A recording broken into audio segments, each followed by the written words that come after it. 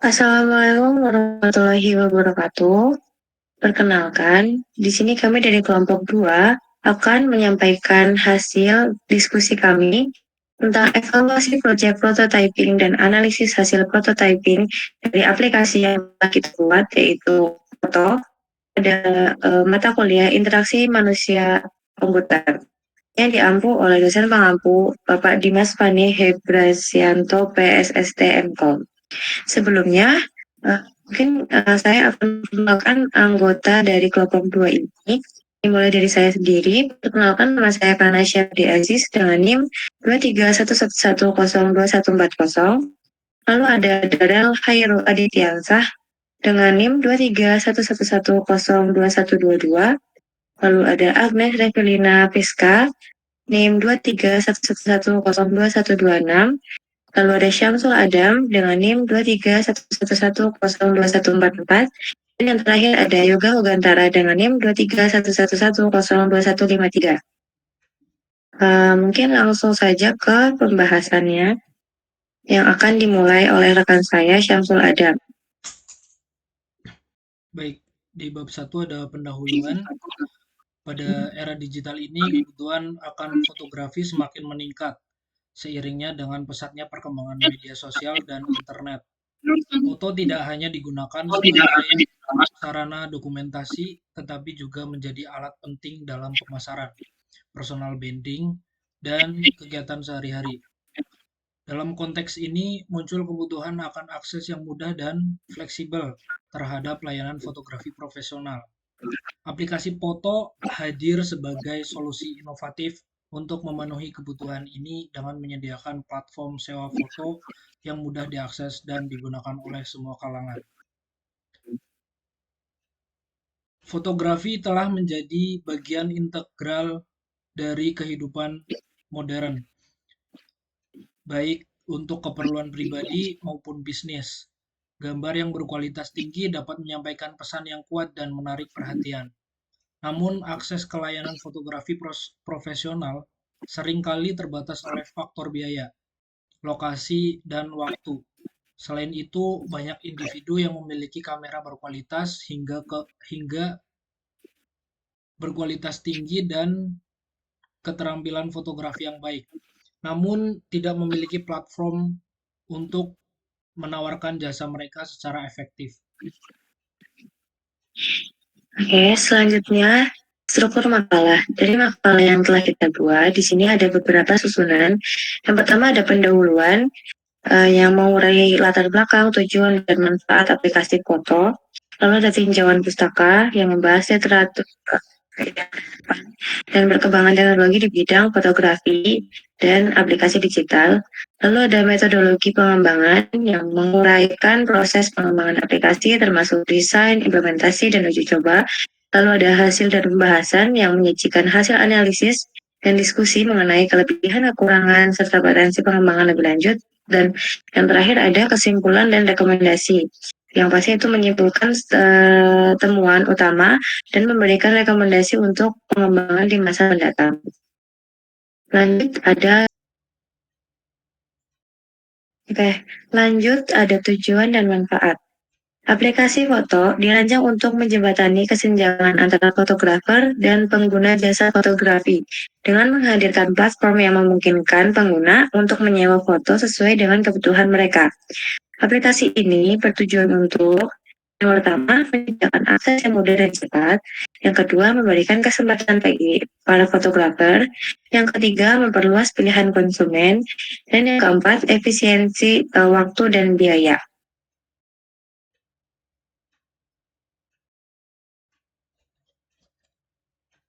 Selanjutnya ada desain sprint. Desain sprint adalah metode yang dikembangkan oleh Google Vector untuk membantu tim mengatasi masalah besar dan menguji ide-ide baru dalam waktu singkat.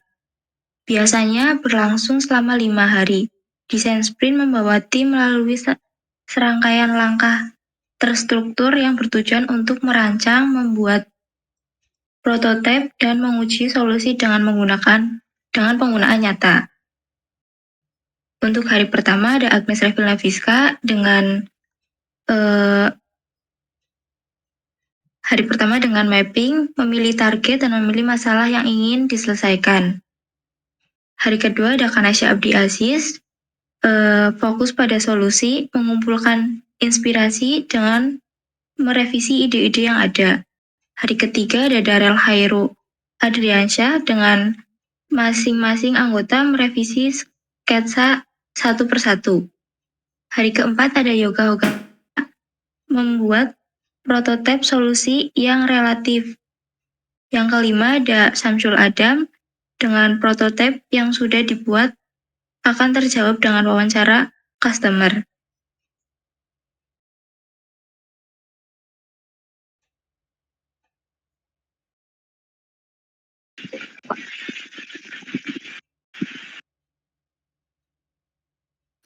Selanjutnya untuk perhitungannya, kita menggunakan usability testing dengan metode System Usability Scale.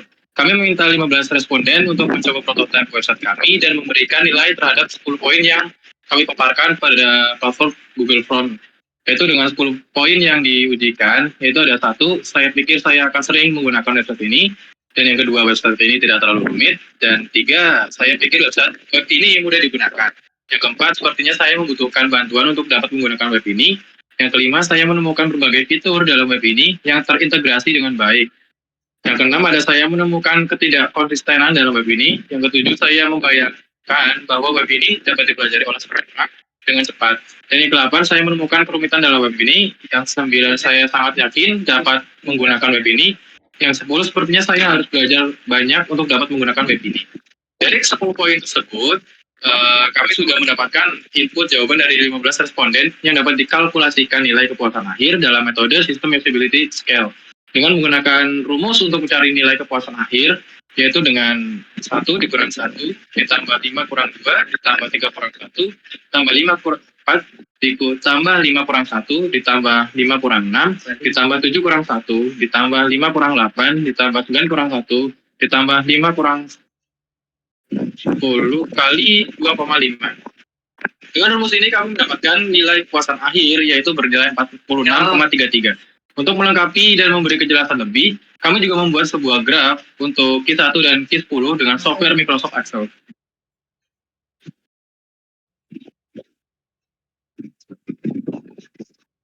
Pada perhitungan nilai efisiensi dengan metode time-based efficiency dan overall relative efficiency, 15 responden juga untuk mengisi sebuah kuesioner pada platform Google Form yang sudah disediakan. Mengenai waktu yang dibutuhkan untuk mengerjakan 7 task, 5 task yang kami berikan kepada responden adalah sebagai berikut. 1. Waktu untuk membuka halaman login. 2. Waktu untuk membuka halaman registrasi.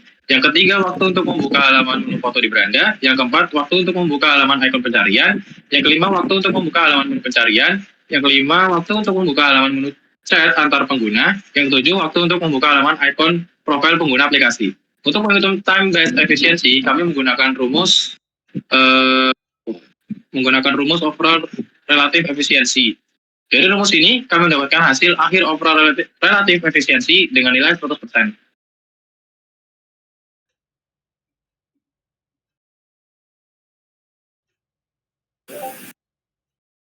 Baik, untuk bab 3, analisis hasil prototype. Dalam metodologi, pengembangan aplikasi foto melibatkan beberapa tahapan utama, mulai dari perencanaan, desain, hingga implementasi dan uji coba. Studi pasar dilakukan untuk memahami kebutuhan dan preferensi pengguna, sementara tim pengembang berkolaborasi dengan fotografer untuk memastikan bahwa platform ini intuitif dan memenuhi standar kualitas yang tinggi. Ruang lingkup. Makalah ini akan membahas berbagai aspek dari foto, termasuk latar belakang dan tujuan pengembangan, fitur utama yang ditawarkan, serta potensi dampak dari aplikasi ini terhadap industri fotografi. Selain itu, makalah ini juga akan mengevaluasi tantangan dan peluang yang mungkin dihadapi dalam mengimplementasi dan pengoperasian aplikasi ini di pasar yang kompetitif. Dengan demikian, aplikasi foto diharapkan dapat menjadi solusi efektif untuk memenuhi kebutuhan fotografi modern, memberikan manfaat bagi pengguna dan fotografer, serta berkontribusi pada perkembangan industri fotografi digital. Dalam bab ini, kami menganalisis hasil prototipe foto yang sudah diwujudkan dengan software Figma. Tahap prototype dan validate Pada metode desain sprint dijelaskan secara detail pada bab ini. Prototype ini merupakan screenshot halaman Figma dari aplikasi foto yang sudah kita buat.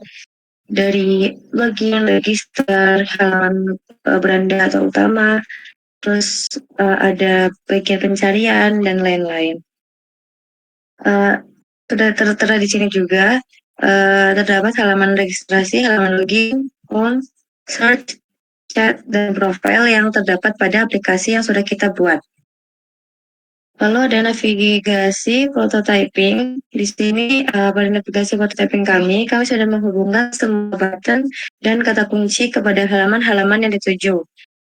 Pada navigasi bar terdapat kata kunci register jika user belum memiliki akun. Lalu ada home, itu jika user klik kemudian masuk ke Discover yang isinya adalah menu utama dari aplikasi. Yang ketiga ada search. Jika user klik di icon search, maka akan masuk ke dalam menu pencarian. Lalu ada chat. Jika user klik icon chat, maka akan masuk ke percakapan antar pengguna. Kemudian jika memilih chat, maka akan masuk room chat antar pengguna. Lalu ada profile. Jika user klik icon profile, maka akan masuk ke profile yang terdapat informasi pribadi seperti nama dan data diri beserta foto yang telah dijelajahi.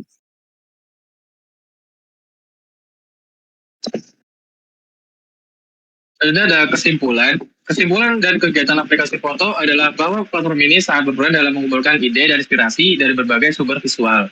Pengguna dapat dengan mudah menyimpan konten yang menarik di papan pengguna mereka untuk referensi dan brainstorming. Selain itu, foto juga menjadi alat yang efektif untuk meningkatkan visibilitas online dengan menggunakan kata kunci yang relevan, serta mempromosikan jasa atau produk melalui fitur promote pins dan promote video. Potensi penyebaran konten di foto sangat besar yang dapat meningkatkan lalu lintas dan brand authority pengguna. Selain itu, platform ini juga membantu dalam mengembangkan ide dan berbagai fitur interaktif lainnya seperti pinning, download gambar, dan papan pengguna. Dengan jumlah pengguna yang aktif mencapai jutaan, foto tak hanya meningkatkan engagement, tapi juga memberikan peluang konversi yang signifikan bagi pengguna, baik individu maupun bisnis.